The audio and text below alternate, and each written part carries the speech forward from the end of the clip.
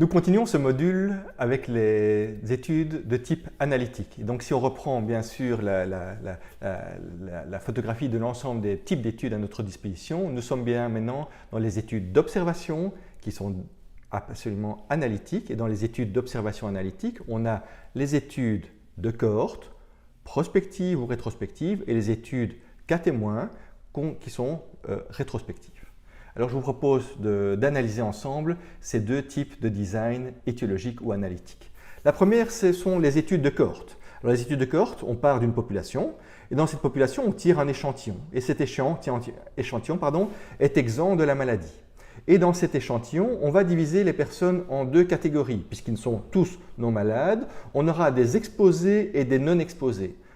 Un facteur de risque, un comportement, à vous de choisir la variable d'exposition, mais quoi qu'il en soit, on divise cet échantillon en deux groupes, et chez les exposés comme les non exposés, on va simplement laisser le temps s'écouler. Donc on est bien dans le design parfait où on suit une population, on fait un follow-up où l'exposition va précéder l'événement, la survenue du phénomène de santé, et ce suivi va se faire plusieurs semaines, plusieurs mois, voire plusieurs années, et à la fin de la période d'observation, on va aller chercher chez les exposés lesquels étaient malades et lesquels sont restés non malades, et chez les non exposés lesquels ont aussi développé la maladie versus lesquels n'ont pas développé la maladie.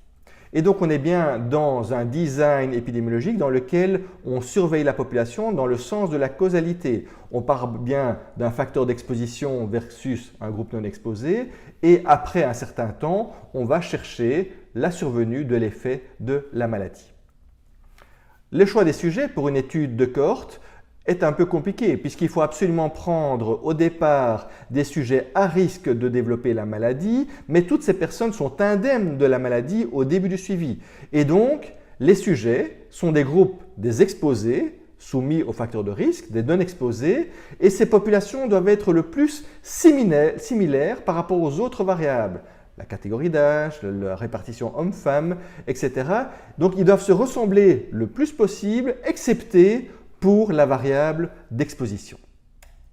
Et donc, on va essayer de mesurer l'exposition au démarrage. Donc, c'est quoi être exposé, c'est quoi être non exposé. Et donc, c'est très compliqué au démarrage de vraiment scinder ces deux groupes dans l'échantillon et que surtout, on s'assure que les gens exposés continuent à être exposés tout au long du design versus les gens non exposés ne rentrent pas aussi dans une attitude d'exposition. Et donc, le groupe de comparaison est-il vraiment le groupe des non exposés? Il faut être vraiment sûr que les gens, je dirais, gardent le plus possible ce niveau d'exposition ou de non-exposition. Et donc, on va faire un design, une récolte de données prospective. Et donc, on va souvent suivre ces gens pendant des semaines, des mois, des années. Et donc, tous les X temps, on va faire une récolte de données chez les exposés et chez les non exposés et voir éventuellement déjà la survenue du phénomène de santé. Et donc, c'est très important que les personnes qui évaluent la survenue de l'événement de façon périodique ne connaissent pas le statut des exposés ou des non exposés qu'ils ont devant eux pour qu'ils ne soient pas influencés sur la mesure de la survenue de l'événement qu'on étudie. Et donc les résultats sont bien sûr détaillés dans une table de contingence, puisque ici on part de gens exposés, non exposés, donc on rentre vraiment de façon tout à fait horizontale dans la table de contingence, et chez exposés, non exposés, on va voir après un certain temps lesquels vont tomber malades et non malades pour nous permettre d'avoir 4 catégories de personnes, les exposés malades, les exposés non malades, les non exposés malades et les non exposés non malades. Je prends l'exemple ici d'une étude de cohorte où on a un échantillon ici à gauche qui sont des personnes exposées versus des personnes non exposées et simplement on va suivre ces personnes, ces losanges blancs versus ces carrés blancs dans le temps et après donc une période d'observation, on va trouver des individus qui sont des personnes exposées malades en noir et donc le reste des exposés sont non malades. Et puis en bas nous avons les personnes non exposées malades en noir et puis les non exposés non malades qui sont restés en blanc. Dans cette étude de cohorte, donc on remplit la table de contingence de façon horizontale en fonction de l'exposition et donc après ce suivi dans le temps, est-ce que vous êtes capable de construire la fameuse table de contingence en mettant les exposés malades, les exposés non malades, les non exposés malades et les non exposés non malades, suivant, je dirais, la couleur ici sur ce schéma. Ben oui, bien sûr, vous pouvez le faire puisque nous avons 20 exposés qui sont tombés malades, nous avons 10 non exposés qui sont tombés malades et ainsi de suite. On peut remplir la table de contingence et donc on est vraiment capable sur cette base-là, de calculer les indicateurs qu'on peut mesurer sur base d'une étude de cohorte prospective. Et donc, quelle mesure de fréquence nous allons utiliser après avoir rempli cette table de contingence? Ben donc, on peut calculer le risque. Le risque de survenue de la maladie si on a été exposé par rapport au risque de survenue de la maladie si on n'a pas été exposé. Et on va aussi calculer des taux d'incidence et des incidences cumulées puisque c'est grâce à l'étude de cohorte et ce suivi prospectif qu'on peut mesurer l'apparition de nouveaux cas sur une période d'observation. Regardez ici mes résultats, ma table de contingence. Je vais la synthétiser avec un indicateur épidémiologique qui est spécifique aux études de cohorte et au suivi prospectif, qui sont le risque relatif. Le risque relatif, on peut donc calculer l'incidence chez les exposés par rapport à l'incidence chez les non exposés. Donc l'incidence chez les exposés, c'est le taux d'incidence chez les exposés, donc c'est bien A sur A plus B. L'incidence chez les non-exposés, c'est bien le taux d'incidence chez les non-exposés, c'est C, le nombre de non-exposés qui sont tombés malades, par rapport à C plus D, l'ensemble des non-exposés. Et donc, on peut calculer sur cette base-là le risque relatif. Le risque relatif, c'est donc le taux d'incidence chez les exposés sur le taux d'incidence chez les non-exposés. L'avantage de ces études de cohorte, c'est qu'ils permettent de faire des choix sur les variables d'exposition. Puisqu'on parle d'une population, on prend dans un échantillon qui sont indemnes de la maladie et donc à vous de choisir l'exposition. La façon dont vous allez séparer les deux groupes dans votre échantillon, l'exposition, ça peut être un comportement, ça peut être un facteur environnemental, etc. C'est bien un design qui est prospectif, donc qui respecte l'histoire naturelle de la maladie. On est soumis à des facteurs de risque et on a une probabilité de tomber malade. On peut aussi, bien sûr, faire des mesures directes de l'exposition et donc aussi calculer, grâce à ça, des taux d'incidence avec l'apparition des nouveaux cas sur la période d'exposition. On peut respecter la séquence temporelle entre l'exposition et la survenue de l'événement. Et donc, on est bien dans le sens de la causalité. On peut se permettre d'étudier des expositions relativement rares. Je prends donc un échantillon et donc je vais chercher des expositions rares, éventuellement gonfler le groupe des exposés en cherchant vraiment de façon plus active les gens qui sont exposés à ce facteur particulier. Et donc, ça me permet vraiment de voir les effets de ces expositions qui peuvent être rares. Et puis, alors, ça permet d'étudier plusieurs effets. Je prends l'exemple où, dans une population, je mesure à la fois la consommation de tabac, la consommation d'alcool en démarrage d'études, d'autres facteurs d'exposition. Et puis, je vais laisser évoluer les choses dans le temps et voir alors la survenue des maladies cardiovasculaires, des cancers, etc. Donc, je peux étudier plusieurs, je dirais, effets à la fin de mon suivi prospectif. Les inconvénients de ces études de cohorte, c'est qu'il faut bien sûr un grand nombre de sujets au démarrage. Puisqu'il faut remplir nos 4 cases de la table de contingence, il faut quand même, sur le suivi de plusieurs mois à plusieurs années, une probabilité de tomber malade pour remplir les 2 cases, je dirais, des malades, les exposés et les non exposés. Donc, il faut souvent un temps de suivi assez long avec le risque de perdre des personnes en cours de suivi épidémiologique et de suivi de santé, et c'est ce qu'on appelle le risque des perdus de vue. Les designs de type cohorte coûtent cher, bien sûr, puisque ça prend beaucoup de temps. Il faut investir dans un suivi longitudinal de patients. C'est peu adapté pour des événements rares, des maladies rares. Je prends l'exemple d'une maladie orpheline pour lequel la fréquence de la population est très faible. Faire une étude longitudinale, ça va être peu efficace dans le sens où il y aura très peu de malades à l'arrivée et vous n'arriverez pas à remplir votre table de contingence, les 4 cases, et ça c'est une catastrophe puisque vous ne serez pas calculé des indicateurs épidémiologiques. Et puis alors bien sûr, c'est peu adapté, les études de cohorte, à des événements pour lesquels les phases de latence sont très longues. Si ce n'est que vous pourriez passer 10 ans, 15 ans, 20 ans, 30 ans de votre vie à faire ce suivi longitudinal en attendant l'occurrence de la maladie, et ce n'est peut-être pas donc le design le plus pertinent par rapport à ce type de pathologie. Et puis nous sommes maintenant dans l'autre design analytique qui sont les études cas témoins. Donc on est bien toujours dans nos études épidémiologiques d'observation. Ces études d'observation sont ici analytiques et étiologiques dans lesquelles on a un design cas témoin. Et les études cas témoins, mais regardez, nous partons d'une population, toujours la même, et dans cette population, nous allons tirer un échantillon dans lequel il y a deux catégories de personnes. Il y a des malades, des personnes atteintes de la maladie qu'on est en train d'étudier, versus des témoins qui sont des sujets exempts de la maladie. Et donc ça, c'est le point de départ de notre échantillon. Donc on a classé notre échantillon en deux groupes. Et chez ces malades, on va aller chercher rétrospectivement, est-ce qu'ils ont été exposés à tel ou tel facteur? Est-ce qu'ils ont été non exposés à tel ou tel facteur?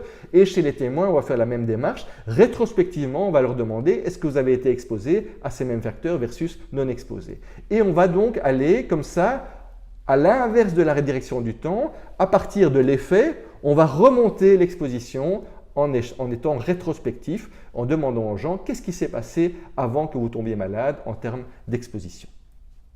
Et donc on part de l'effet de la maladie et à rebours de la temporalité et de la causalité, on va rechercher la récolte d'informations sur l'exposition. Mais attention, donc on est à rebours en termes de mémorisation de la temporalité, mais c'est bien un design analytique qui respecte le postulat que l'exposition a précédé la maladie, puisque même si la personne est malade actuellement, c'est bien une exposition antérieure qu'on va lui demander de se souvenir. Et donc, pour sélectionner les cas dans une étude de type cas témoin, on va essayer, sur base d'un échantillon représentatif, de trouver des cas dans la population. Et ces cas, ce sont des maladies. C'est une définition claire, précise d'un cas, avec des critères d'inclusion et d'exclusion pour dire si on est cas ou si on est témoin. Et donc, on va faire des études cas témoins basées sur des cas issus de la population, c'est-à-dire des cas survenant dans une population de base au cours d'une période donnée. Donc on peut chercher ces cas dans la population ou bien on peut les chercher à l'hôpital. Et donc ce sont plutôt des cas basés sur une population hospitalière, ce sont des cas hospitalisés. C'est souvent plus facile dans une étude cas témoin d'aller chercher des cas hospitalisés dans un hôpital ou dans plusieurs hôpitaux au cours d'une période donnée, puisqu'on sait que c'est un foyer de malades, l'hôpital, c'est plus facile de les trouver qu'au sein de la population générale. Et donc, les sélections des témoins, elle est aussi très importante, puisqu'il faut un nombre de témoins qui soit représentatif de la population et qui soit indemne de la maladie. Et donc, c'est très important, ces deux critères.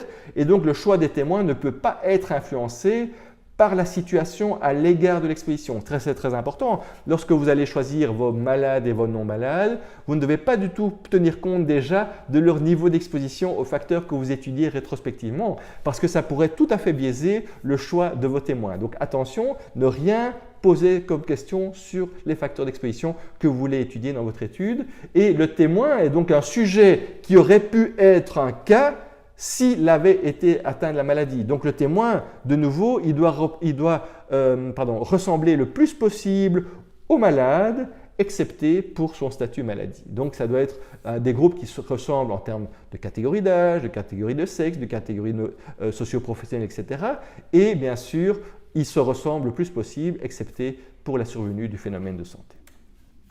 Et les sources de témoins, on va les recruter à l'hôpital, comme je l'ai dit, dans les services de santé, dans la communauté, dans les voisinages. Et parfois, ce qu'on peut faire, et vous verrez ça dans les cours de biostatistique par exemple, on peut faire des appariements. C'est-à-dire que pour un cas qui a une caractéristique d'âge, de sexe, de profession, on va aller chercher son miroir, son témoin, qui a la même caractéristique d'âge, le même sexe et la même profession. Et ainsi, on va faire des appariements. Pour un cas, on va chercher son miroir de témoin, donc c'est la même personne entre guillemets en termes de caractéristiques socio-démographiques, excepté qu'il n'a pas la maladie. Et on va faire comme ça des appariements, et lorsque c'est plus facile de recruter des témoins que des cas, on va apparier pour un cas plutôt 2 témoins, 3 témoins, 4 témoins, ça nous permet d'augmenter la taille de l'échantillon. Et puis alors, on va mesurer l'exposition chez ces cas et chez ces témoins. Et donc, l'exposition est bien un phénomène qui précède le développement de la maladie. Et donc, de nouveau, il faut une définition très claire et précise. C'est quoi un facteur d'exposition? Est-ce que vous avez fumé antérieurement? C'est quoi la consommation de tabac antérieurement? C'est une consommation, par exemple, journalière, un nombre minimum de cigarettes, etc. Quoi qu'il en soit, il faut très bien définir cette variable d'exposition. Et comment est-ce qu'on va relever cette variable d'exposition? Ben là, il y a plusieurs méthodes. On va faire un questionnaire, on va aller voir dans des dossiers médicaux antérieurs à la maladie, on va aller faire des prélèvements biologiques ou voir des résultats de laboratoire antérieurs à la maladie, on va faire des interviews de participants, les interviews de la famille, les interviews d'un médecin praticien, etc., etc., mais toujours antérieurs à la famille. Donc la manière de récolter l'information sur l'exposition peut être très variable, mais attention à toutes les erreurs, à tous les biais qui peuvent s'infiltrer dans ces méthodes de récolte de données. Et puis alors, la mesure de l'exposition dans une étude cas témoin peut être influencée par la qualité de l'interrogatoire. Et ça introduit ce qu'on va appeler des biais d'information. On va faire un chapitre spécifiquement sur les biais. Donc en fonction de, je dirais, la qualité de l'enquêteur et la façon dont il interviewe, il peut malheureusement introduire des erreurs dans les réponses ou l'interprétation qu'on fait sur l'exposition. On peut être aussi biaisé par la qualité des souvenirs des cas et des témoins. Souvent, les cas se souviennent beaucoup plus de ce qui s'est passé antérieurement que les témoins. C'est ce qu'on appelle le biais de mémorisation. Ça peut aussi dépendre de la connaissance de ce qu'ont les cas ou les témoins de l'hypothèse de recherche. Si on connaît l'hypothèse de recherche, parfois on veut faire plaisir à l'enquêteur. Et donc on peut dire « Ah oui, j'ai quand même été exposé » et ça c'est bien sûr une erreur. Ça dépend aussi de la connaissance des enquêteurs sur l'hypothèse de recherche. Et un enquêteur peut travailler de façon tout à fait standardisée, c'est ce qu'il faut, ou bien il peut être un peu plus volontaire pour rechercher un facteur d'exposition parce qu'il connaît lui-même l'hypothèse de recherche sous-jacente et il ne voudrait pas, je dirais, décevoir les personnes qui ont formulé cette hypothèse de recherche et c'est bien sûr une grosse erreur. Et ça dépend aussi des connaissances qu'ont les enquêteurs du statut. Est-ce qu'ils ont devant eux un cas ou un témoin? Et on va voir que les enquêteurs auront beaucoup plus, je dirais, d'énergie pour rechercher des facteurs d'exposition chez les cas que chez les témoins. C'est bien sûr aussi une erreur. Il faut vraiment que nos enquêteurs ne sachent pas le statut des cas ou des témoins parce qu'il ne faut pas influencer les réponses. Je prends ici l'exemple de mon étude cas témoin. Donc j'ai de nouveau un échantillon de cas, les losanges noirs, un échantillon de témoins, les losanges blancs. Donc on part bien des malades et des non malades. Et rétrospectivement, je vais chercher le facteur d'exposition, les mesures de fréquence de l'exposition antérieure. Et vous voyez que chez les cas, on a toute une série de carrés noirs qui sont des cas exposés et toute une série de carrés blancs qui sont des témoins exposés. Et sur cette base, voilà, dans une étude cas témoin, donc on va partir bien de la maladie et des témoins. Donc on remplit bien la table de contingence de façon verticale. Et ma question, sur cette base-là, peut-on alors remplir cette table de contingence en fonction, je dirais, de la fréquence de la survenue des expositions et des non-expositions chez les malades et les non-malades? Mais oui, vous pouvez bien sûr la remplir puisqu'on a chez les cas, on a 20 personnes qui ont été exposées. Chez les témoins, on a 12 personnes qui ont été exposées et donc on a la différence pour remplir les 4 tables de la table de contingence puisqu'on avait au départ, je vous rappelle, 50 cas et 50 témoins. Donc qu'est-ce qu'on peut faire par rapport à cette table de contingence pour lequel donc on est bien rentré verticalement, donc ce sont bien des cas qui ont été exposés, des témoins qui ont été exposés. On peut faire donc le rapport de fréquence chez les exposés. Le rapport de fréquence, c'est A sur B. On peut faire le rapport de fréquence chez les non-exposés. Le rapport de fréquence, c'est C sur D.